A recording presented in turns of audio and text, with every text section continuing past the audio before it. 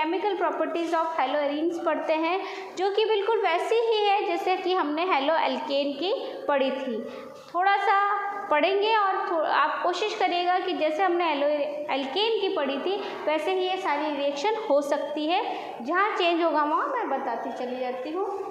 ये भी 4 प्रकार की से होती है, जैसे कि हमने हेलो एल्केन के रासायनिक गुण पढ़े थे। पहला इसमें बेंजीन वलय पर इलेक्ट्रॉन स्नेही प्रतिस्थापन, electrophilic substitution reaction on the benzene ring. धातुओं से क्रिया, जो हमने धातुओं से रिएक्शन विथ मेटल्स पढ़ा था, रिडक्शन, अपचयन और न्यूक्लियोफिलिक सब्स्टिट्यूशन रिएक्शन। इलेक्ट्रॉन स्नेही प्रतिस्थापन अभिक्रिया बताने से पहले हमको यहाँ पर ये समझना चाहिए कि यहाँ इलेक्ट्रॉन स्नेही प्रतिस्थापन अभिक्रिया क्यों हो रही है।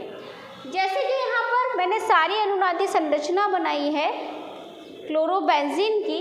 देखते हैं एक बार। क्लोरीन की वैलेंसी होती है 7, ये 2 इलेक्ट्रॉन यहाँ, 2 यहाँ 4, ठीक है, और यहाँ पर ये 6 और ये इससे जुड़ा हुआ है वलय से। तो यहाँ पर इसके ऊपर जो इलेक्ट्रॉन्स है वो इलेक्ट्रॉन ये इस रिंग को शेयर करता है, इस रिंग को देता है। रिंग को देते हैं, यहाँ पर कार्बन की क्या हो जाते हैं, डबल बॉन्ड आ जाते हैं। जब यहाँ पर डबल बॉन्ड आते हैं, कौन सा इफेक्ट बताता है, क्लोरीन प्लस आर इफेक्ट। तो प्लस आर इफेक्ट में यही होता है कि इलेक्ट्रॉन्स कहाँ जाते हैं, रिंग के ऊपर जाते हैं। तो रिंग उससे इलेक्ट्रॉन, बेंजीन वाले इलेक्ट्रॉन खींच रही है। यहाँ पर ये कार्बन पे ये क्या हो गया, डबल बॉन्ड। जब यहाँ डबल बॉन्ड आ गए तो इस कार्बन पे वैलेंसी कितनी हो जाएगी, 1 2 3 4, ठीक है, और यहाँ पे लगी हुई है। यहाँ देखते हैं 1 2 डबल बॉन्ड हो गए, 1 2 3 4 और 5 हो नहीं सकते, इसलिए ये जो इलेक्ट्रॉन्स है ये इलेक्ट्रॉन आगे वाले कार्बन पे शिफ्ट हो जाते हैं। तो यहाँ पे क्या आ गया, माइनस चार्ज। जब यहाँ पर माइनस चार्ज आ गया, यहाँ इलेक्ट्रॉन शिफ्ट हो गए, तो आगे अब ये जो बॉन्ड है, जब यहाँ हम देखते हैं तो आगे वाले बॉन्ड पे ये इलेक्ट्रॉन कितने हो जाते हैं, जैसे यहाँ 5 हुई थी वैलेंसी, ऐसे इसकी हर जगह पर इलेक्ट्रॉन जब आगे से आगे ट्रांसफर होते चले जाते हैं तो वो 5 वैलेंसी होने के कारण वो आगे शिफ्ट हो जाते हैं। इसी तरह से ये इलेक्ट्रॉन भी कहाँ शिफ्ट हो गए, यहाँ पर, जो मैंने यहाँ माइनस से बताया हुआ है। अब ये जो माइनस साइन है, ये इलेक्ट्रॉन फिर कहाँ बॉन्ड बना लेते हैं, इस जगह पर बॉन्ड बना लेते हैं। जैसे कि मैंने यहाँ बताया कि ये माइनस, ये अब इन दोनों कार्बन के बीच में बॉन्ड बन जाएगा, जैसे यहाँ बनाया। अब ये जब ये बॉन्ड यहाँ पर आ गया, ये इलेक्ट्रॉन जो माइनस के 2 इलेक्ट्रॉन जो यहाँ पर है, ये जब इसके यहाँ पर बॉन्ड बना लेते तो 2 बॉन्ड एक साथ नहीं रह सकते, वहाँ पे कार्बन की वैलेंसी ज़्यादा हो जाएगी कि यहाँ पर भी डबल बॉन्ड आ जाए और यहाँ पे भी डबल बॉन्ड आ जाए, तो ये पॉसिबल नहीं है। तो क्या होता है कि जब यहाँ डबल बॉन्ड बनता है तो ये वाला जो बॉन्ड है ये आगे शिफ्ट हो जाते हैं इलेक्ट्रॉन, ये यहाँ पर शिफ्ट हो गए, इस पे आ गया माइनस। अब ये जो माइनस है ये यहाँ पे बॉन्ड बना लेता है। जब ये यहाँ बॉन्ड बना लेगा तो ये वाला बॉन्ड यहाँ नहीं रह पाएगा, तो ये आगे शिफ्ट हो जाते हैं इसके इलेक्ट्रॉन्स। तो ये बॉन्ड तो अपनी जगह पर है, लेकिन ये वाला जो बॉन्ड माइनस से जो यहाँ पे बॉन्ड बना है उसके कारण अब ये बॉन्ड यहाँ पे नहीं बनेगा, ये इलेक्ट्रॉन यहाँ पर नहीं रहेंगे, तो ये आगे शिफ्ट हो जाते हैं। जब ये आगे शिफ्ट होंगे तो यहाँ पर डबल बॉन्ड आ जाएगा। अब जब यहाँ पर डबल बॉन्ड आ गया तो वो क्या करते हैं, आगे शिफ्ट हो जाते हैं, इलेक्ट्रॉन को अपनी तरफ दे देते, इधर दे देते हैं। अब ये इलेक्ट्रॉन फिर आगे इसको दे देते हैं। देखिए ये माइनस वाला यहाँ पे बॉन्ड बना लेगा, जो कि मैंने यहाँ बताया है। और फिर ये जो डबल बॉन्ड है तो यहाँ पे 2 डबल बॉन्ड एक साथ नहीं रह पाएंगे, तो ये वापस कहाँ चला जाता है, क्लोरीन के पास इसके इलेक्ट्रॉन फिर से चले जाते हैं। तो यहाँ पे ये पूरी सब क्या है, अनुनादी संरचना है बेंजीन की। अब इन अनुनादी संरचनाओं को क्यों बताया, क्यों मैंने यहाँ पर अनुनादी संरचनाओं को समझाया है, तो यहाँ अनुनादी संरचना में आप देख रहे हैं कि इलेक्ट्रॉन घनत्व जो रिंग पर है वो रिंग पर किन पोजीशंस पे आ रहा है। मैंने ऑर्थो मेटा पैरा पोजीशन पहले बताई थी। ये आप देखिए, ये वाली पोजीशन है ऑर्थो, ये वाली पोजीशन है पैरा, ये वाली पोजीशन है ऑर्थो। क्या आपको कहीं पर भी मेटा पोजीशन पर माइनस दिख रहा है? इन सारी संरचनाओं में देखिए मेटा पोजीशन पर माइनस दिख रहा है, नहीं। मेटा पोजीशन पर अगर माइनस होता तो वहाँ पर इलेक्ट्रॉन घनत्व ज़्यादा होता, लेकिन हम इस सारे स्ट्रक्चर्स में देख रहे हैं कि केवल ऑर्थो और पैरा पोजीशन पर ही इलेक्ट्रॉन घनत्व बढ़ता है। और इलेक्ट्रोफाइल क्या काम करता है? इलेक्ट्रोफाइल उस जगह पर अटैक करता है जहाँ पर इलेक्ट्रॉन घनत्व ज़्यादा होता है। तो अब इलेक्ट्रोफाइल जो अटैक करेगा वो कहाँ करेगा?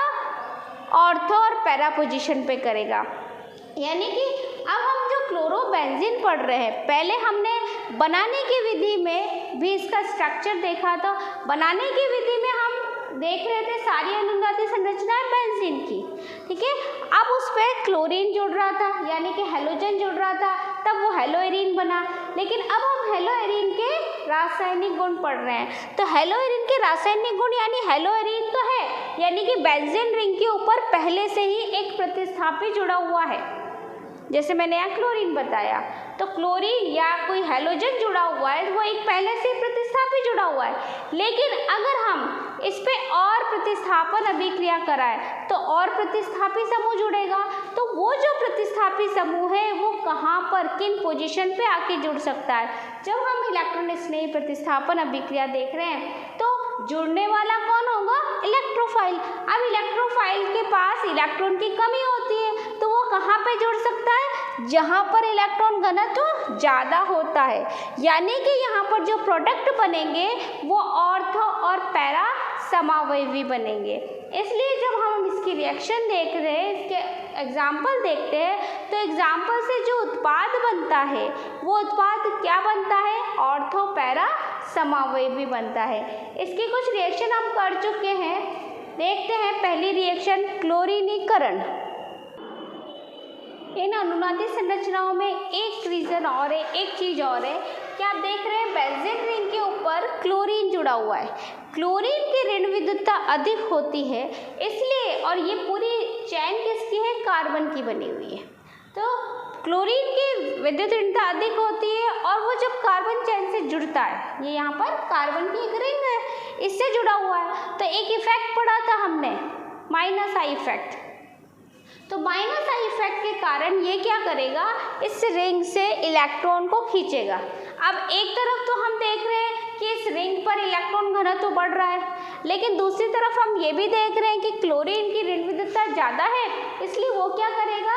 इस रिंग पे जो ये यहाँ पे इलेक्ट्रॉन घनत्व बढ़ा है, उनको वो क्या करेगा? इलेक्ट्रॉन को इस रिंग से खींचने की कोशिश करेगा। तो खींचने की कोशिश करता है, दोनों काम हो रहे हैं। तो अब हम कंपैरिजन करें कि बेंजीन में इलेक्ट्रोफिलिक रिएक्शन होती है आसानी से या फिर हेलोएरीन में आसानी से होगी। तो हमने बेंजीन की इलेक्ट्रोफिलिक रिएक्शन देखी थी जब हमने हेलोएरीन बनाया था, तो वहाँ पर भी इलेक्ट्रोफिलिक रिएक्शन हो रही थी, और हम यहाँ पर भी अब इसमें प्रतिस्थापन अभिक्रिया पढ़ने वाले हैं। तो अब दोनों रिएक्शन में अगर कंपैरिजन करें तो कौन सी रिएक्शन आसानी से होगी? तो बेंजीन वाले पर क्या हो रहा था? कोई भी हेलोजन न जोड़ने से उसमें माइनस आई इफेक्ट नहीं हो रहा था, और यहाँ पर क्या आ रहा है? माइनस आई इफेक्ट भी साथ में लग रहा है। तो माइनस आई इफेक्ट के कारण इन पोजीशन से क्या होगा? इलेक्ट्रॉन घनत्व जो होगा, इलेक्ट्रॉन की को ये खींचेगा। क्लोरीन क्या करेगा? इलेक्ट्रॉन को खींचेगा, जिससे इस पे जो घनत्व बढ़ा है उसमें थोड़ी कमी आ जाएगी, अब यहाँ पे इलेक्ट्रॉन घनत्व बड़ा है, इसलिए तो इलेक्ट्रोफाइल अटैक कर रहा है। अब जब इसका इलेक्ट्रॉन घनत्व कम हो जाएगा तो इलेक्ट्रॉन स्नेही का आक्रमण भी क्या हो जाएगा? कम हो जाएगा। तो नेक्स्ट इसमें एक चीज़ देखते हैं कि जब हम कंपेयर करते हैं बेंजीन में और हेलोएरीन में, कि इन दोनों में से कौन सी अभिक्रिया, किस स्ट्रक्चर में इलेक्ट्रॉन स्नेही प्रतिस्थापन अभिक्रिया आसानी से होती है? तो किस में होगी? इसमें क्या है? इसमें ये Cl जो जुड़ा हुआ है ये क्या करता है? माइनस आई प्रभाव भी बताता है। जब हम बेंजीन की अनुनादी संरचनाएं देखते हैं तो बॉन्ड उसमें भी इस तरह से आगे सेपरेट होता चला जाता है, आगे से आगे शिफ्ट होता चला जाता है। तो इसमें अनुनादी संरचनाएं होती है, और उन पोजीशन पे ये क्या करता है? इलेक्ट्रोफाइल अटैक कर जाता है और इलेक्ट्रॉन स्नेही अभिक्रिया हो जाती है। लेकिन जब हम इसमें देखते हैं तो इन पोजीशन पे क्या आ रहा है? इलेक्ट्रॉन घनत्व बढ़ रहा है। अब घनत्व बढ़ रहा है तो इलेक्ट्रोफाइल तो अटैक करेगा इन्हीं पोजीशन पे, लेकिन इस समूह के होने के कारण ये क्या करता है, इस रिंग से इलेक्ट्रॉन को अपनी तरफ खींचता है। जब खींचेगा तो इसके इलेक्ट्रॉन घनत्व जो बड़ा है उसमें क्या आ जाएगी, कमी आ जाएगी। कमी आ जाएगी तो इलेक्ट्रोफाइल आसानी से अटैक नहीं कर पाएगा। लेकिन इसमें ऐसा नहीं हो रहा, इसमें तो कोई क्लोरीन जुड़ा हुआ नहीं है, तो उसमें माइनस आई इफेक्ट नहीं बता रहा, इसलिए यहाँ पर इलेक्ट्रॉन स्नेही आसानी से हो जाती है और यहाँ पर इलेक्ट्रॉन स्नेही अभिक्रिया इसके कंपैरिजन कम होती है। दोनों में कंपैरिजन करके क्वेश्चन भी पूछे जाते हैं। ये देखिए हैलोजनेशन। हैलोजनेशन यानी मैंने उसमें एग्जाम्पल लिया है क्लोरीनेशन का। हैलोजनेशन यानी हैलोजन जुड़ना, हेलोइरिन में हैलोजन का जुड़ना। मैंने एग्जाम्पल लिया है क्लोरोबेंजीन में क्लोरीनीकरण का। यहाँ पर जैसे हम पहले रिएक्शन पढ़ चुके हैं AlCl3 की प्रेजेंस में, फिडलक्राफ्ट रिएक्शन पढ़ी थी, तो यहाँ पर AlCl3 की प्रेजेंस में क्लोरीनीकरण है ना। तो क्लोरीनीकरण जब होता है तो AlCl3 क्या करता है, अब आप देख रहे हैं यहाँ पर ऑर्थो और पैरा समावयवी दो बनाए मैंने। जब क्लोरीन इसमें जुड़ेगा तो एक Cl तो यहाँ जुड़ गया, तो यहाँ से एक Cl निकलेगा तो HCl निकल जाएगा। एक पोजीशन क्या बनती है कि यहाँ पे पैरा पोजीशन पे, ऐसा क्यों हो रहा है, मैंने अभी थोड़ी देर पहले इसकी अनुनादी संरचनाएं बनाई थी। तो अनुनादी संरचनाओं पे आपने देखा कि ऑर्थो और पैरा पोजीशन पे क्या आ रहे थे, माइनस चार्ज आ रहा था, यानी कि इलेक्ट्रॉन घनत्व वहाँ पे बढ़ रहा था। और उसी इलेक्ट्रॉन घनत्व बढ़ने के कारण जो Cl पॉजिटिव यानी कि इलेक्ट्रोफाइल जो है वो इन पोजीशन पे अटैक करता है। अब ये Cl इलेक्ट्रोफाइल कैसे बना, Cl तो न्यूक्लियोफाइल बनना चाहिए। तो क्या होता है, जब Cl2 AlCl3 के साथ रिएक्ट होता है तो यहाँ पर इलेक्ट्रोफाइल बनाता है। एक बनता है AlCl4- और Cl+, क्लोरोनियम आयन, जो कि क्या काम करता है, इलेक्ट्रॉन स्नेही का काम करता है। ये इलेक्ट्रॉन स्नेही अब यहाँ पर अटैक करता है। जब इसका मैकेनिज्म देखते हैं तो यहाँ पर ये इलेक्ट्रोफाइल इस पर अटैक करके इन दो पोजीशन पे समावयवी बना लेता है। ठीक है, अब आप देख रहे होंगे कि मैंने यहाँ क्लोरोबेंजीन तो एक लिया है और बना दिए दो। ठीक है, तो इसमें क्या होता है, इसमें एक रिएक्शन बताइए कि जब इस तरह का होता है तो इसके दो समावयवी बनते हैं। तो वहाँ पे कोई एक मॉलिक्यूल तो है नहीं कि एक मॉलिक्यूल ही क्लोरीन से रिएक्ट हो रहा है। ठीक है, तो यहाँ पर रिएक्शन बैलेंस नहीं दिखेगी, लेकिन ये आपको 2 मोल यहाँ लिखने की जरूरत नहीं कि आपने 2 मोल लिए, यहाँ 1 मोल में ही आपको क्या बनाना है, ऑर्थो और पैरा समावयवी बनाना है। इसी तरह से आप दूसरी रिएक्शन भी कर सकते हैं, जैसे नाइट्रेशन हो रहा है तो आप NO2 को जोड़ देंगे, सल्फोनीकरण हो रहा है तो आप HSO3 या फिर इसको ऐसे लिखते हैं SO3H को जोड़ देंगे। फ्रीडलक्राफ्ट रिएक्शन में एल्किलीकरण हो रहा है या एसिलीकरण हो रहा है तो उसके अकॉर्डिंग यहाँ पर जोड़ देंगे। अब जैसे मैंने यहाँ पे ये लिखा है कि यहाँ बना क्लोरोनियम आयन, तो ये क्लोरोनियम आयन किसका काम कर रहा है, इलेक्ट्रोफाइल का काम कर रहा है। तो ये इलेक्ट्रोफाइल यहाँ पर जुड़ जाता है। और जैसे कि मैंने पहले बताई थी सारी अनुनादी संरचनाएं, तो आप सारी अनुनादी संरचनाएं बना के इसको बता सकते हो। मैंने वहाँ से बताया था ना कि इस तरह से H वहाँ से निकलता है, ये यहाँ से H जुड़ा हुआ है, यहाँ Cl जुड़ा हुआ है, इस तरह से भी आप बता सकते हैं। तो अभी हमको यहाँ मैकेनिज्म नहीं पढ़ना है, तो मैं डायरेक्टली आपको ये क्या बता रही हूँ, यहाँ क्या बनता है, ऑर्थो और पैरा समावयवी बनता है। अब यदि हम नाइट्रीकरण कर रहे हैं तो क्या होगा, हम सल्फोनीकरण कर रहे हैं तो क्या होगा, तो देखते हैं क्या होता है जब हम नाइट्रीकरण करते हैं। तो नाइट्रेशन रिएक्शन में क्या होता है, क्या होता है, यहाँ पर हम जो लेते हैं वो ले लेते हैं H2SO4 की प्रेजेंस में HNO3 और इन पोजीशन पे क्या बन जाता है, NO2 जुड़ जाता है, ये जुड़ गया NO2।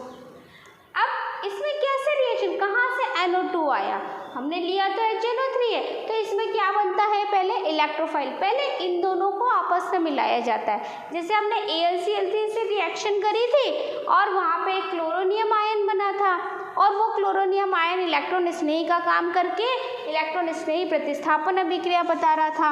इसी तरह से मैं इलेक्ट्रोफाइल बता देती हूँ आपको कि क्या बनता है। ये देखिए नाइट्रेशन में क्या होता है, कैसे यहाँ पर NO2 बना है। जब हमने H2SO4 और HNO3 लिया है तो हमने NO2 को ही क्यों ऑर्थो और पैरा पे जोड़ा है, थोड़ा सा देख लीजिए। सबसे पहले क्या होता है, HNO3 और H2SO4 रिएक्ट होते हैं और नाइट्रोजन यहाँ पे क्या है, NO2 आयन है ना, और H2 का निर्माण होता है। ये क्या है, नाइट्रोनियम आयन क्या है, किसका काम कर रहा है, इलेक्ट्रोफाइल का काम कर रहा है। यहाँ है, ये मैंने स्ट्रक्चर बनाया है H2SO4 का। इसमें आप देख रहे हैं H2SO4, O4 जो दिख रहे हैं वो S के चारों तरफ दिख रहे हैं, जिसमें से 2 O तो क्या है, डबल बॉन्ड से जुड़े हुए हैं और 2 सिंगल बॉन्ड से जुड़े हुए हैं। अब यहाँ पर जो सिंगल बॉन्ड से डबल बॉन्ड से जुड़ा होता है वो नहीं, जो सिंगल बॉन्ड से जुड़ा होता है वो क्या होता है कि वो ये जो शेयरिंग इलेक्ट्रॉन हो ये इनको अपनी तरफ आकर्षित कर लेता है। डबल बॉन्ड वाले नहीं करते, अगर दोनों का कंपैरिजन करें तो सिंगल बॉन्ड वाले करेंगे। तो या तो आप इसमें बता दें या फिर इधर वाले में बता दें। जैसे मैंने यहाँ पे बताया कि ये दोनों इलेक्ट्रॉन इधर इसने खींच लिए, तो ये किस फॉर्म में हो गया, H+ के फॉर्म में अलग हो गया और यहाँ पे क्या आ जाएगा, माइनस। अब ये जो H+ के फॉर्म में हुआ है, ये स्ट्रक्चर बनाया है मैंने नाइट्रिक एसिड का। नाइट्रिक एसिड में ये N से डबल बॉन्ड से ऑक्सीजन जुड़े हुए हैं। अब आप यहाँ पे देखिए कि ये ऑक्सीजन पे है लोन पेयर, ये लोन पेयर से ये जो H+ है ये H+ आके यहाँ पे जुड़ जाता है, ये H+ आके यहाँ पे जुड़ गया। यहाँ पे जुड़कर अब ये बना लेता है ऑक्सीनियम, O पे क्या आ जाएगा, प्लस आ जाएगा। प्लस आते ही ये अनस्टेबल होकर अब यहाँ पे ये H2O निकल गया और ये देख रहे हैं आप NO2 प्लस। ये दोनों इलेक्ट्रॉन लेकर क्या हो जाएगा, ये दोनों इलेक्ट्रॉन लेगा तो इसका प्लस चार्ज हट जाएगा और प्लस चार्ज हटते ये H2O बन गया। अब ये इसके भी इलेक्ट्रॉन लेके अलग हो गया, इसलिए इस NO2 पे क्या आ जाएगा, पॉजिटिव चार्ज आ जाएगा। तो ये NO2 प्लस जो बना है ये क्या बना है, नाइट्रोनियम आयन यहाँ पे नाइट्रीकरण रिएक्शन में इलेक्ट्रोफाइल का काम कर रहा है। इसी तरह से जब हम सल्फोनेशन देखते हैं तो सल्फोनेशन में क्या हो जाता है, सल्फोनेशन रिएक्शन में कि ये H2SO4 कंसनट्रेट H2SO4 से इसकी रिएक्शन होती है, कंसनट्रेट H2SO4 से, और इन्हीं पोजीशन पर SO3H जुड़ जाता है। SO3H, जैसे हमने वहाँ NO2 प्लस जोड़ा था, ऐसे यहाँ पर इलेक्ट्रोफाइल कौन बना है, SO3H, HSO3 बोलो या SO3H जोड़ो, क्योंकि ये यहाँ से बॉन्डेड होता है इसलिए इसको SO3H लिखा गया है। ये है सल्फोनीकरण। इसमें भी ऑर्थो और पैरा पोजीशन पे क्या हो गया, सल्फोनिक ग्रुप आ जाता है। इस तरह से ये बेंजीन वाले पर इलेक्ट्रॉन स्नेही प्रतिस्थापन हम बता सकते हैं। आपको ये पता होना चाहिए कि बस हमारे पास इलेक्ट्रोफाइल क्या है, हम नाइट्रेशन रिएक्शन कर रहे हैं तो इलेक्ट्रोफाइल क्या है, क्लोरीनीकरण कर रहे हैं तो इलेक्ट्रोफाइल क्या है। ठीक है, तो क्लोरीनीकरण में जब हमको Cl2 से करानी थी यानी क्लोरीनीकरण कराना था तो इलेक्ट्रोफाइल क्या था, Cl+। जब हमको HNO3 से साथ रिएक्शन करानी थी, नाइट्रीकरण अभिक्रिया करानी थी, तो वहाँ पे इलेक्ट्रोफाइल कौन था, NO2+। जब हमको सल्फोनीकरण करानी थी तब वहाँ पे इलेक्ट्रोफाइल कौन था, SO3H। ये तो थी तीनों रिएक्शन। अब इसमें हम एक फ्रीडल-क्राफ्ट रिएक्शन जो हम पहले बेंजीन के साथ करी थी वो रिएक्शन भी इसमें पढ़ते हैं। क्या होता है फ्रीडल-क्राफ्ट रिएक्शन में, कि यहाँ पर जो हमने लिया है बेंजीन, उस बेंजीन के साथ क्लोरोबेंजीन, ये है फ्रीडल-क्राफ्ट अभिक्रिया, जिसमें फ्रीडल-क्राफ्ट में एल्किलीकरण भी होती है और एसिलीकरण। जब हम एल्काइल ग्रुप जोड़ते हैं तब इसको फ्रीडल-क्राफ्ट एल्किलीकरण बोलते हैं। जब हम एसिटाइल यानी CH3CO ग्रुप जोड़ते हैं तब इसको क्या बोलते हैं, एसिलीकरण। कि जैसे हमने वहाँ पर इलेक्ट्रोफाइल NO2 पे प्लस Cl+ लिए थे, ऐसे ही यहाँ पर इलेक्ट्रोफाइल कौन काम कर रहा है, CH3+। ये है CH3+, एल्किल समूह यहाँ पर आ गया, ऑर्थो और पैरा समावयवी बनाया।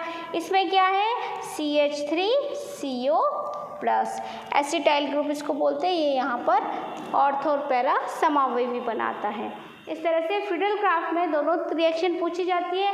एल्किलीकरण पूछे तो ये वाली रिएक्शन होगी, और एसिलीकरण पूछे तो ये वाली रिएक्शन होगी। तो नेक्स्ट आती है धातुओं से अभिक्रिया। उसमें पहले धातु ले रहे हैं सोडियम से। सोडियम से जब हमने हैलोअल्केन पढ़ा था तब भी ली थी। तो यहाँ पे सोडियम धातु से जब हमने सोडियम धातु से हैलोअल्केन की कराई थी तब क्या प्राप्त हो रहा था, कौन सी रिएक्शन थी, वुड्स रिएक्शन। यहाँ पर भी हम वुड्स रिएक्शन ही देखते हैं। इसको दो भागों में बांटा है, एक को बोला है फिटिक रिएक्शन और एक को बोला है वुड्स फिटिक रिएक्शन। जब हम दोनों ही जो हमने जैसे हमने उसमें करा था वुड्स अभिक्रिया में, वुड्स रिएक्शन में हमने क्या लिया था, 2 मॉलिक्यूल RX के लिए थे, ठीक है, 2 मॉलिक्यूल RX के लिए थे। RX अगर सेम है तो एक ही प्रकार का क्या प्राप्त होता है, एल्केन प्राप्त होता है। अगर RX अलग अलग होते हैं दोनों तो भिन्न भिन्न प्रकार के मिश्रण एल्केन प्राप्त होते हैं। यहाँ पर अगर हम हेलोएरिन की रिएक्शन पढ़ रहे हैं तो यहाँ पर हमने अगर एक ही प्रकार के 2 हेलोएरिन ले लिए, जैसे मैंने क्लोरोबेंजीन लिया है, उसके रिएक्शन सोडियम के साथ कराते हैं तो यहाँ से ये NaCl निकलता है 2 मॉलिक्यूल, और बेंजीन रिंग से आपस में इसे बॉन्डेड हो जाती है। 2 तरीके से बेंजीन रिंग जुड़ती है। एक तो बिल्कुल इस तरह से जुड़ती है कि वो फ्यूज़ हो जाती है कि इसका बॉन्ड और ये इसके कार्बन आपस में यहाँ से जॉइंट होते हैं, और एक इस तरह से जॉइंट होती है, बॉन्डेड होकर 2 बेंजीन रिंग जुड़ जाती है। इसको बोला जाता है डायफेनिल और 2NaCl। ये क्या है, फिटिक रिएक्शन। दूसरी इसी के अंदर सोडियम के अंदर ही है वुड्स फिटिक रिएक्शन। जैसे हमने वुड्स अभिक्रिया पढ़ी थी वैसी ही रिएक्शन है। वहाँ हमने एक RX लिया था और दूसरा भी RX लिया था। जैसे यहाँ पर एक तो लिया है ARX और एक लिया है RX, या XR कर दो या RX, जो भी आप करो, RX। इन दोनों की जब कराते हैं तो उसको क्या बोलते हैं, Wurtz Fittig reaction. Only ARX की कराते हैं तब उसको क्या बोलते हैं, फिटिक रिएक्शन। तो ये यहाँ से निकल गया 2NaCl और इस मैथिल को इसके साथ जोड़ दो। जब मैथिल बेंजीन रिंग के साथ जुड़ता है तो क्या कहलाता है, टॉलुइन। इसके बाद कॉपर से रिएक्शन। कॉपर से पहले भी बताया था, अलमान रिएक्शन बोलते हैं इसको। कॉपर से रिएक्शन होती है कि यहाँ पर हेलोएरिन लिया है, 2 मॉलिक्यूल कॉपर से रिएक्ट होते हैं। कॉपर की वैलेंसी 2 है, +1b +2b स्टेबल है। तो यहाँ पर क्या निकल गया, CuX2। यहाँ से ये निकल गया CuX2। कॉपर के साथ इसको गर्म करा, डायफेनिल बना। इसी तरह से मैग्नीशियम के साथ बनाते हैं तो क्या बनता है, ग्रिग्नार्ड रिएजेंट। ग्रिग्नार्ड रिएजेंट मैंने बताया था किसको बोला जाता है, RMgX को या फिर ArMgX। ये क्या कहलाते हैं, ग्रिग्नार्ड रिएजेंट। शुष्क ईथर की प्रेजेंस में, हाँ, वुड्स रिएक्शन जो मैंने लिखना शायद भूल गई थी, वुड्स रिएक्शन भी किसकी प्रेजेंस में होती है, शुष्क ईथर की प्रेजेंस लिखनी जरूरी है। तो शुष्क ईथर की प्रेजेंस में जब मैग्नीशियम की रिएक्शन हेलोएरिन के साथ होती है तो एरिन MgX यानी ग्रिग्नार्ड रिएजेंट प्राप्त होता है। इसके मैग्नीशियम के से जब ग्रिग्नार्ड रिएजेंट बनाते हैं और हमको क्लोरोबेंजीन से बनाना होता है तब वहाँ पे प्रेजेंस लेते हैं हम टेट्राहाइड्रोफ्यूरेन की और उससे बनाया जाता है ArMgCl। टेट्राहाइड्रोफ्यूरेन की प्रेजेंस में क्लोरोबेंजीन से बनाया जाता है। रिडक्शन क्षार की उपस्थिति, जैसे यहाँ पर NaOH लिया है, क्षार की उपस्थिति में निकल एल्यूमिनियम मिश्र धातु, निकल और एल्यूमिनियम की क्या है, मिश्र धातु की उपस्थिति में जब इसका अपचयन कराया जाता है क्लोरोबेंजीन का, तब बेंजीन और HCl का निर्माण होता है। यहाँ पर मिश्र धातु लेना जरूरी है। नेक्स्ट हम देखते हैं न्यूक्लियोफिलिक सब्स्टिट्यूशन रिएक्शन। जैसे कि हमने इलेक्ट्रोफिलिक सब्स्टिट्यूशन रिएक्शन देखी थी, उसमें ये बताया था कि यहाँ पर उसमें बताया था कि इस बेंजीन के पास Cl है, तो वो माइनस आई इफेक्ट बताता है, जिसके कारण वहाँ पर इलेक्ट्रॉन स्नेही का आक्रमण कम हो जाता है, संभावना कम हो जाती है। इसी तरह से हम जब इसकी अनुनादी संरचनाएं देखते हैं सारी, तो आपने देखा कि यहाँ पर द्विबंध की स्थिति आ जाती है, C और X के बीच में द्विबंध की स्थिति आ जाती है। तो द्विबंध आने से ये बॉन्ड ब्रेक आसानी से नहीं होता। जब ये वाला बॉन्ड ब्रेक आसानी से नहीं होगा तो X रिप्लेस नहीं होगा। X जब वहाँ से रिप्लेस नहीं होगा तो वहाँ पर दूसरा कोई न्यूक्लियोफाइल अटैक करना चाहता है तो वो कैसे आएगा। इसलिए अगर हम कंपेयर करें AR और X के बीच में, तो न्यूक्लियोफिलिक सब्स्टिट्यूशन रिएक्शन इसमें आसानी से हो रही थी और इसमें इसके कंपैरिजन कम होती है। जब ये आसानी से नहीं होती है तो इसमें कोई ना कोई कंडीशन डालनी पड़ती है। जैसे कोई भी काम आसानी से नहीं होता, तुमको क्या देनी पड़ती है, एनर्जी। अगर आप एक छोटी सी पतली सी लकड़ी तोड़ना चाहते हैं तो आसानी से आपने तोड़ दी तो वो उसको आप किसी से भी जोड़ सकते हो, कुछ भी कर सकते हो। लेकिन अगर मैंने एक बोला कि एक बहुत बड़ी मोटी लकड़ी है और उसको मैं हाथ से तोड़ना चाहती हूँ तो वो नहीं टूटेगी तो मेरे को क्या करना पड़ेगा, उसमें एनर्जी डालनी पड़ेगी। मैं चाकू से कर रही हूँ, कुल्हाड़ी से कर रही हूँ, उससे किसी से तोड़नी पड़ेगी, उसको तोड़ना पड़ेगा। इसी तरह से जब इसमें आसानी से रिएक्शन नहीं होती, ये बॉन्ड ब्रेक आसानी से नहीं होता, तो इसमें कोई ना कोई कंडीशन, कोई ना कोई एनर्जी देनी पड़ती है। एनर्जी हम किसकी दे सकते हैं, या तो हम कोई उत्प्रेरक यूज़ कर लें या फिर उसका टेम्परेचर बढ़ा दें, प्रेशर में कोई चेंज ला दें, इस तरह से वो रिएक्शन होगी। तो हम न्यूक्लियोफिलिक सब्स्टिट्यूशन रिएक्शन जब हमने RX में देखी थी, SN1 और SN2, तो हमने नहीं उस पर कोई भी ज़्यादा कि उच्च ताप की ज़रूरत है या दाब की ज़रूरत है, इस तरह की एरोपे को कंडीशन नहीं लिखी थी। लेकिन जब हम इसमें देख रहे हैं हेलोएरिन में, तब एरोपे कंडीशन कुछ ना कुछ नज़र आएगी। देखिए, जैसे पहली रिएक्शन है, एनिलीन का निर्माण हो रहा है, अमोनिया से अभिक्रिया हो रही है, तो यहाँ पर Cu2O की प्रेजेंस में यहाँ 473 केल्विन, अभी तक हमने टेम्परेचर यूज़ नहीं करा था RX की जब रिएक्शन कर रहे थे, और उच्च दाब की प्रेजेंस में ये एनिलीन और इन साइड प्रोडक्ट्स का निर्माण करता है। इसी तरह से जब हम CuCN के साथ इसकी रिएक्शन करते हैं 475 केल्विन पर, तब ये रिएक्शन होती है, तब यहाँ पर साइनोबेंजीन का निर्माण होता है। और इसी तरह से जब क्लोरीन के साथ रिएक्शन क्लोरोबेंजीन की रिएक्शन NaOH के साथ 625 केल्विन पर करते हैं उच्च दाब के साथ, तब वहाँ पे फिनोल का निर्माण होता है। तो हम देख रहे हैं यहाँ पे सारी रिएक्शन में मैंने एरोपे कोई ना कोई कंडीशन डाली है, कोई टेम्परेचर बढ़ाया है, दाब रखा है, तो ये इनकी प्रेजेंस में सारी रिएक्शन हो। अभी आपने नाभिक स्नेही अभिक्रियाओं के कुछ एग्जाम्पल देखे, जिसमें हमने ये बताया था कि नाभिक स्नेही अभिक्रिया आसानी से नहीं हो पा रही है, उसका रीज़न भी हमने देखा। अब यहाँ पे आप रिएक्शन देख रहे हैं कि जैसे यहाँ पे एक न्यूक्लियोफाइल है OH-, वो इस पर क्लोरोबेंजीन पे अटैक करता है। यहाँ पे सोडियम बाइकार्बोनेट की प्रेजेंस ली है, एक्वस सोडियम बाइकार्बोनेट, और उच्च ताप लिया है। तो यहाँ पे ये Cl रिप्लेस होकर OH आना था, यानी कि फिनॉल का निर्माण होना था, फिनॉल बनना चाहिए था, लेकिन फिनॉल इसमें नहीं बन रहा है। नो रिएक्शन, कोई रिएक्शन इसमें नहीं होती है, क्योंकि ये क्रिया आसानी से नहीं हो रही है। इसके बाद आप देख रहे हैं कि यहाँ पर जो क्लोरोबेंजीन है उसके साथ ऑर्थो पोजीशन पे NO2 जोड़ दिया, तो ये रिएक्शन हुई, फिनॉल बना, क्लोरीन हटा, वहाँ से क्लोरो ग्रुप जो है वो प्रतिस्थापित हुआ और उसकी जगह पे OH ग्रुप आ गया, और यहाँ पे NO2 ऐसे कैसे ही है। तो यहाँ पे जो टेम्परेचर था वो 400 केल्विन पे, यहाँ पॉसिबल नहीं थी रिएक्शन, और यहाँ पे 400 केल्विन पर ये रिएक्शन पॉसिबल है। इसी तरह से जब देखा कि क्लोरोबेंजीन के साथ ऑर्थो और पैरा दोनों स्थितियों पर नाइट्रो समूह उपस्थित होता है और न्यूक्लियोफाइल जब अटैक कर रहा है OH- तो ये एक्वस सोडियम बाइकार्बोनेट की प्रेजेंस, सारे में मैंने यही लिखा है। तो यहाँ टेम्परेचर जो 400 केल्विन था वो 370 हो गया और यहाँ पे फिनॉल का निर्माण हुआ, ऑर्थो और पैरा नाइट्रो फिनॉल का यहाँ पर निर्माण हुआ। और फिर अगली रिएक्शन देख रहे हैं, यहाँ पर क्लोरीन के साथ क्लोरोबेंजीन के साथ यहाँ पर 1, 2 और ये 3 नाइट्रो समूह जुड़े हुए हैं।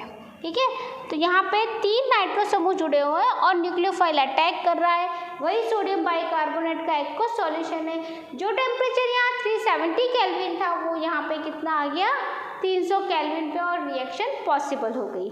तो इन सब रिएक्शनों से क्या मालूम पड़ रहा है कि हम जब यहाँ पर नाभिक स्नेही अभिक्रिया करा रहे हैं सोडियम बाइकार्बोनेट की प्रेजेंस में, तो सोडियम बाइकार्बोनेट क्या है, एक क्षार है, उसके प्रेजेंस में जब रिएक्शन करा रहे हैं तो यहाँ पे फिनॉल नहीं बन रहा है, यहाँ पे फिनॉल नहीं बन रहा है। लेकिन धीरे धीरे हम उसमें कुछ चेंज करते हैं, कभी एक NO2 समूह जोड़ दिया, फिर 2 जोड़ दिया, फिर 3 जोड़ दिए, तो रिएक्शन का जो टेम्परेचर है उस टेम्परेचर में कमी आ गई और रिएक्शन हो गई। इसका रीज़न क्या है कि यहाँ पर जब हम क्लोरोबेंजीन की जो ऑर्थो और पैरा की स्थितियाँ थी, क्लोरोबेंजीन के साथ जब हम यहाँ देख रहे हैं तो यहाँ पर और यहाँ पर और यहाँ पर इन 3 पोजीशन पे क्या हो रहा था, इलेक्ट्रॉन घनत्व तो बढ़ा हुआ था। अब इन 3 पोजीशन पे यदि ऐसे समूह आ जाते हैं जो इलेक्ट्रॉन को खींचते हैं, जिनको इलेक्ट्रॉन की ज़रूरत होती है, जैसे कि NO2 है, अगर SO3H जुड़ा होता तभी ये रिएक्शन होती, Cn जुड़ा होता तब भी ये रिएक्शन होती। तो इस तरह के समूह जो कि इलेक्ट्रॉन को आकर्षित करते, इलेक्ट्रॉन को खींचते हैं अपनी तरफ, वो समूह जब यहाँ पर आ जाते हैं तो क्या करते हैं कि यहाँ पे जैसे NO2 जुड़ गया तो यहाँ जो इलेक्ट्रॉन घनत्व था उस इलेक्ट्रॉन घनत्व में क्या आ गई, कमी। नाभिक स्नेही अभिक्रिया, अभी हमने बोला कि नाभिक स्नेही अभिक्रिया आसानी से नहीं हो पा रही है। क्यों नहीं हो पा रही है? क्योंकि यहाँ पर जिन पोजीशन पे नाभिक स्नेही अटैक करने वाला है उन पोजीशन पे तो ऑलरेडी इलेक्ट्रॉन घनत्व बढ़ा हुआ है। तो बढ़े हुए इलेक्ट्रॉन घनत्व के साथ यदि नाभिक स्नेही अटैक करता है तो नाभिक स्नेही तो यहाँ पर जब इसको अटैक करेगा तो अटैक करने पर इन पोजीशन पे नाभिक स्नेही किस पे अटैक करता है, उसके पास खुद के पास तो क्या होता है, इलेक्ट्रॉन की अधिकता होती है। अब वो ऐसी जगह पे अटैक करना चाहता है जहाँ इलेक्ट्रॉन की कमी हो, और इन पोजीशन पे क्या हो रहा है, यहाँ पर नाभिक स्नेही अटैक नहीं कर सकता क्योंकि यहाँ इलेक्ट्रॉन घनत्व तो बढ़ा हुआ है।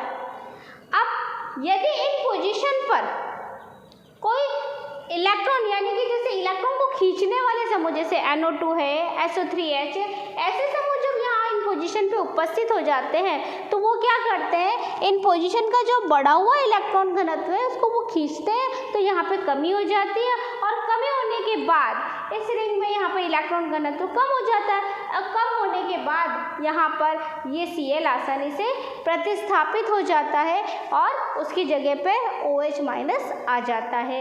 यानी कि जब इलेक्ट्रॉन आकर्षित करने वाले समूह जब ऑर्थो और पैरा या फिर इन दोनों पोजीशन पे उपस्थित होते हैं तब वहाँ पर नाभिक स्नेही प्रतिस्थापन अभिक्रिया आसानी से हो जाती है। इसमें क्वेश्चन पूछा जाता है, क्या कारण है कि यहाँ तो इसमें जब हम क्लोरोबेंजीन की रिएक्शन OH- के साथ करा रहे थे तो कोई रिएक्शन नहीं हो रही थी, और जब हमने इसके साथ नाइट्रो समावयवियों को ले लिया तो यहाँ पर रिएक्शन पॉसिबल हो गई और टेम्परेचर में भी कमी आ गई। तो इस तरह के क्वेश्चन इसमें पूछे जाते हैं। रीज़न क्या है, समझ में आया? क्योंकि जब बेंजीन रिंग पे जिन पोजीशन पे क्लोरोबेंजीन की जिन पोजीशन पे इलेक्ट्रॉन घनत्व बढ़ा हुआ है उन पोजीशन पर अगर इलेक्ट्रॉन आकर्षित करने वाले समूह आ जाते हैं तो उनके इलेक्ट्रॉन घनत्व जो बढ़े हुए हैं उनमें कमी आ जाती है। कमी आने के कारण अब वहाँ पे नाभिक स्नेही अटैक कर सकता है और Cl को प्रतिस्थापित कर सकता है। पूछे जाते हैं इसमें से क्वेश्चन।